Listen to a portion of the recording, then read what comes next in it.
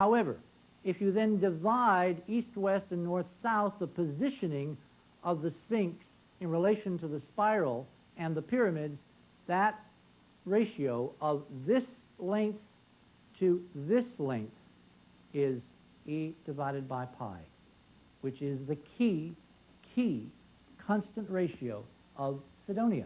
The Sphinx is not oriented at random in relation to the pyramids, but according to the key message of Cydonia itself.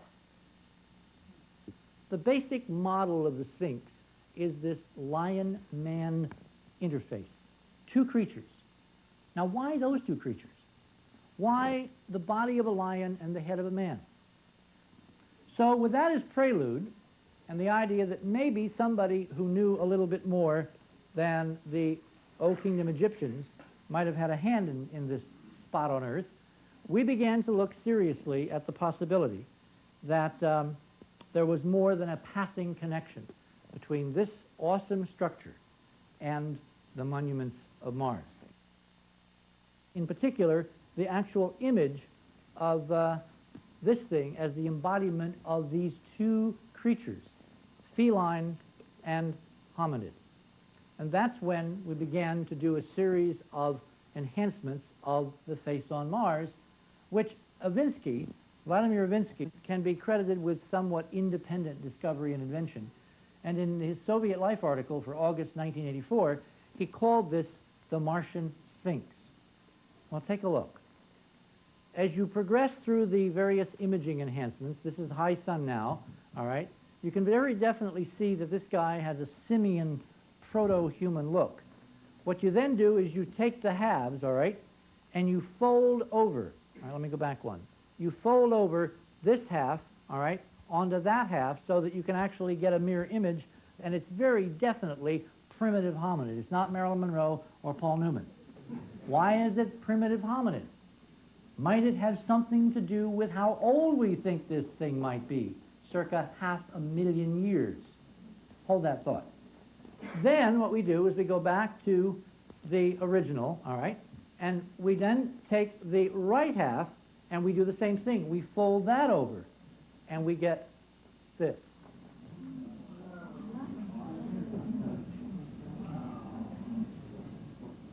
And I'm really gratified by your response, guys, because that's exactly my feeling. The hair on the back of my neck.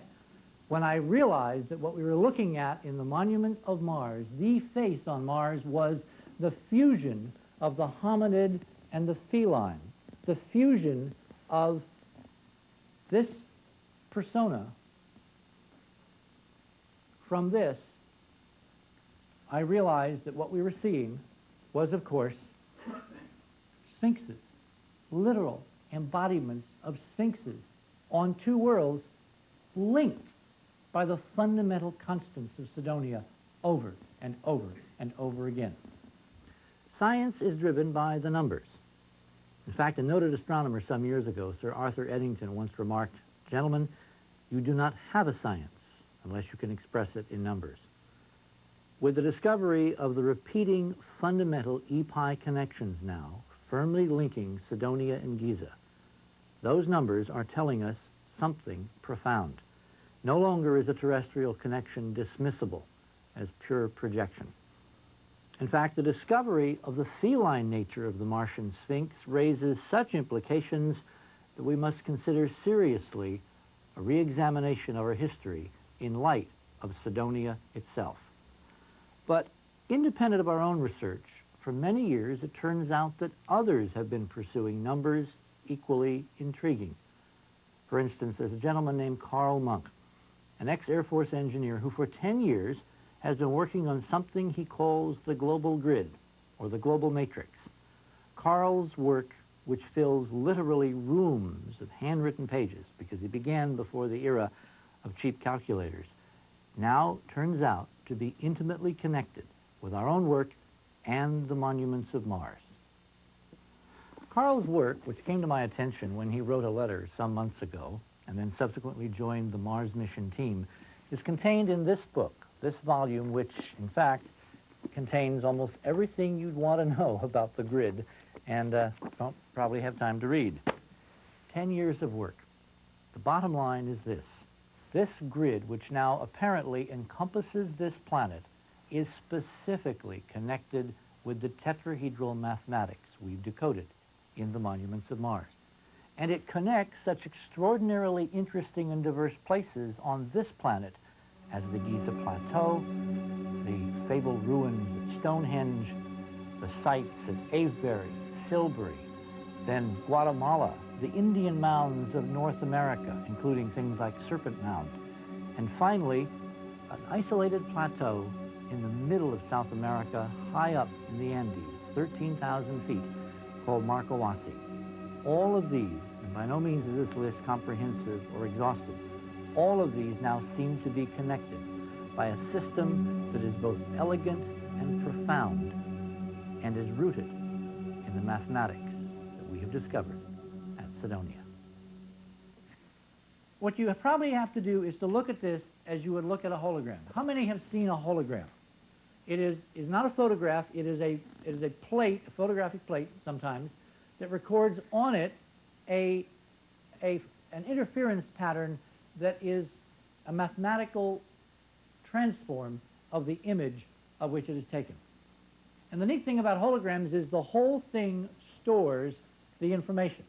But if I take a scissors and I cut the hologram so I get only a tiny piece, and I shine a laser through that, even a piece of the hologram will allow us to reconstruct all the information of the original.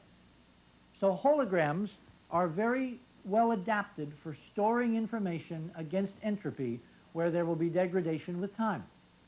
What we seem to be seeing in this global grid, this extraordinary system that Carl worked at independently long before he'd ever heard the words tetrahedral geometry or Cydonia, what we seem to be seeing is a grid, a holographic grid that has structures spotted around the Earth, and there are all kinds of interesting structures, which in fact show us the holographic memory of all different cultures to memorialize the same important few things. And those few things turn out to be E and pi and tetrahedral geometry and, by inference, hyperdimensional physics and an implied technology. And that is an extraordinary statement to be able to make. You're flying up something called the Avenue of the Dead, 30 miles northeast of Mexico City, at a place called Teotihuacan, which to the native Mayans was simply referred to as the place, the dwelling place of the gods. You're flying up the steps of the Pyramid of the Moon, which sits at the end of this long, several-mile-long avenue. Look at this level here, all right? That angle there is equal to 19.5 degrees. And you turn around here and you look down this avenue, you'll notice that there's another pyramid over here, the Pyramid of the Sun. Its fourth level memorializes 19.69 degrees, which is its latitude on Earth. And that avenue, this long avenue, is off due north by 15.5 degrees. 15.49193338 degrees, which is the mean of all the archaeological estimates of the Avenue of the Way of the Dead at Teotihuacan. Multiply it by pi. That's the elegance of this, all right? Simple pi. And what do we get? 48.66934411, which is the radius of Stonehenge.